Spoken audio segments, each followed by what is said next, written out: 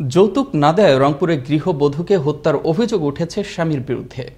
সোমবার রাতে লিটন বৃষ্টি দম্পতির ঝগড়ার এক পর্যায়ে মঙ্গলবার সকালে শ্বাসরোধ করে হত্যা করা হয় স্ত্রী বৃষ্টিকে। এমন অভিযোগে স্থানীয়দের। এদিকে মৃত্যু নিশ্চিত জেনে স্ত্রীর মরদেহ ফেলে রেখে পালিয়ে যায় স্বামী লিটন ও তার পরিবার। নিহতের পরিবারের অভিযোগের ভিত্তিতে ব্যবস্থা নিতে কাজ করছে পুলিশ। মাহফুজ আলম প্রিন্সের প্রতিবেদনে থাকছে বিস্তারিত।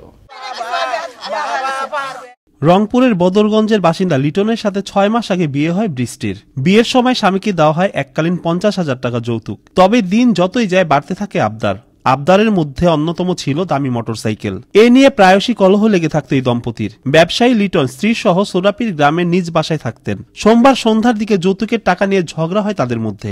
এক পর্যায়ে মঙ্গলবার সকালে স্বামী লিটন তার স্ত্রী বৃষ্টিকে শ্বাসরুদ্ধ করে হত্যা করে বলে জানান স্থানীয়রা। বাচ্চারা যৌতুকের কারণে নির্যাতন করা হয়েছে।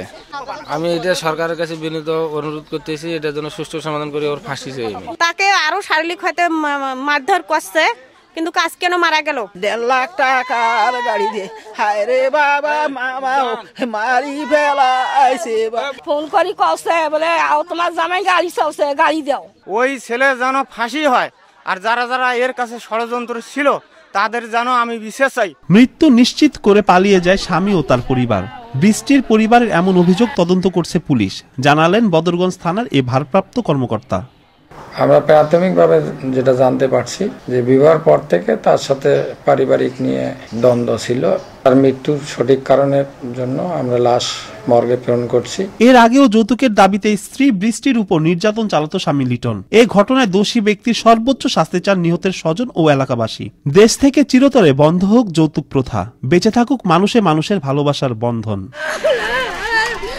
শওকত সাগর, আনন্দ টিভি, ন্যাশনাল ডেস্ক।